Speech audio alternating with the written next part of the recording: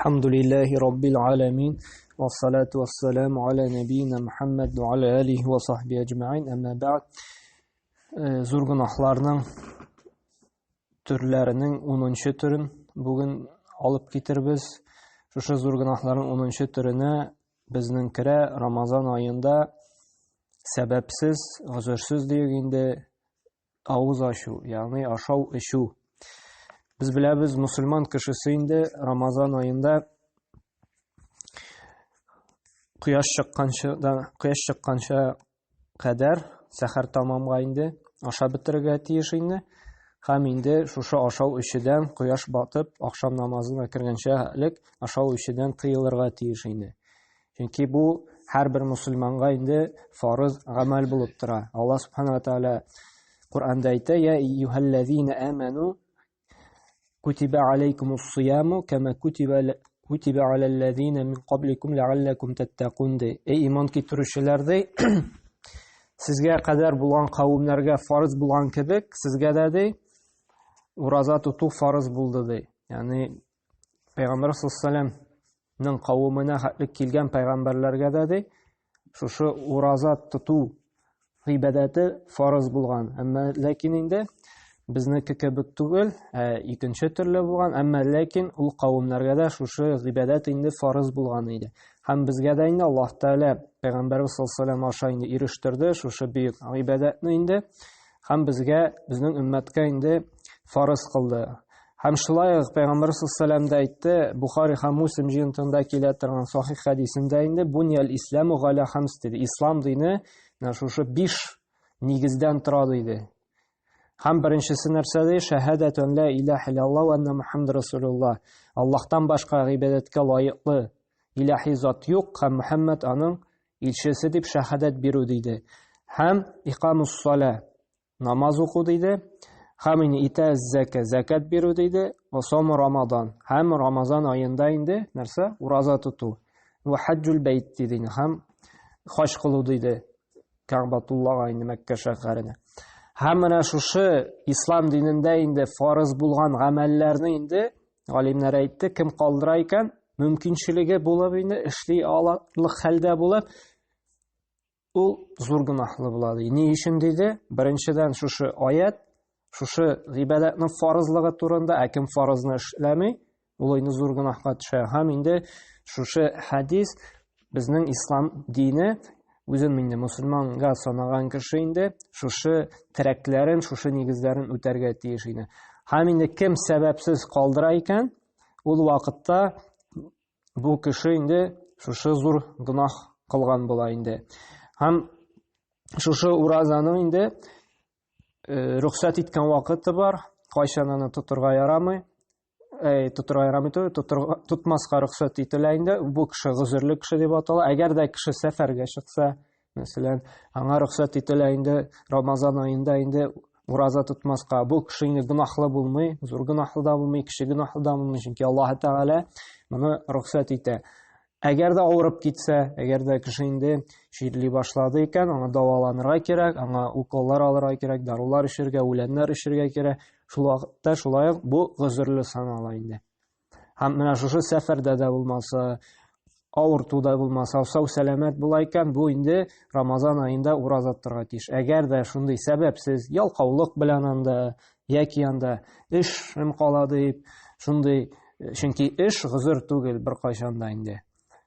Ko'ra, og'ritudan ham safardan boshqa endi u rozasini qoldirar ekan, narsa dedik, yalqovlik orqasida yoki ish orqasida bu kishi endi zo'r azobda bo'lish, zo'r gunoh qilgan bo'lar endi. Menga Alloh taolaning endi qati azobi bo'lacak. Ham shulay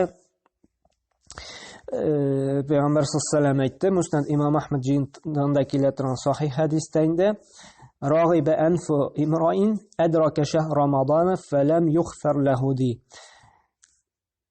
Ramazon oyina erishib dedi, agarda gunohlaridan yorliqlagan ravishda shu Ramazon oyidan endi chiqmasa gunohlar g'afu etilgan kelishdi, bu kishi endi hasratda bo'lardi. Bu shulay endi qo'rqita, hali bunda roza tutgan kishini hasrat bilan, qayg'u bilan Payg'ambar sollallohu alayhi vasallam qo'rqitdi. Әле бу ураза тоткан кеше. Әмма ләкин ураза тотып та гөнаһларны гафу ителмәсә хәсрәттә булады. Нәрсә әйтергә инде, әгәр дә кеше инде гомумән ураза тотмаска инде. Бу инде беренче чирәктә бу кешегә инде каты хәсрәт, каты инде Аллаһ Тәгаләнең газабы булачак инде.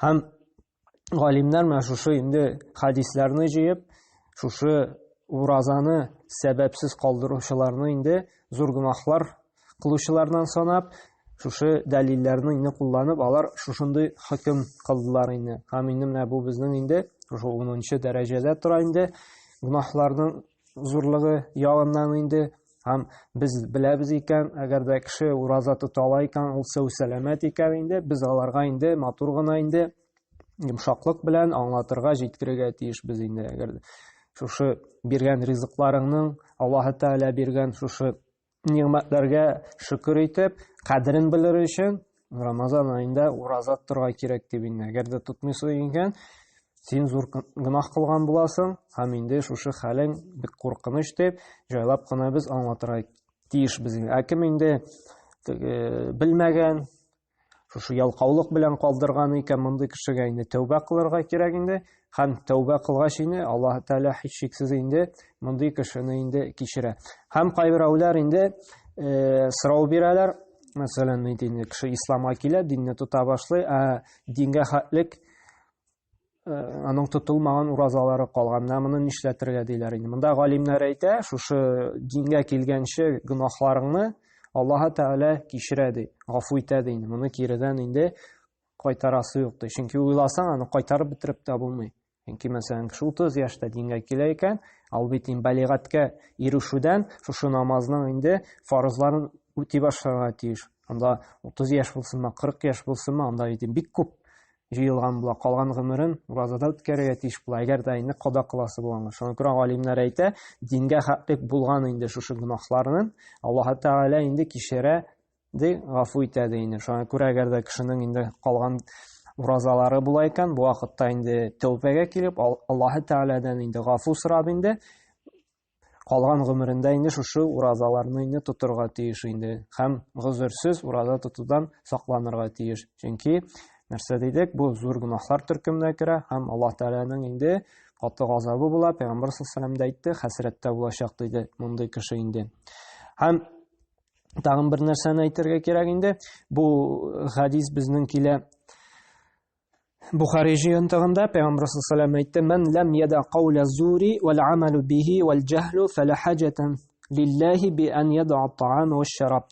Һәм ураза тотканда Аллаһ Тәгаләгә ди, шушы кешенең инде ди, ашау эчүдән тыелуы кирәкми ди, әгәр дә ул бозык сүзләрне, начар гамәлләрне калдырмаса ди, аңа Аллаһ Тәгаләнең инде шушы ашау өчен калдырудан бернинди хаҗәте дә юк ди. Менә уразаның инде төп максаты ди, бу фарыз Рамазан аендагы фарыз уразага да кагыла, бу нәфил уразага да кагыла. Әгәр дә кеше ураза тота икән, ул ашау эчүдән генә тыелырга тиеш түгел, нәрсә? Начар, бозык сүзләрдән дә һәм шулай ук төрле гөнаһлы гамәлләрдән дә тыелырга тиеш.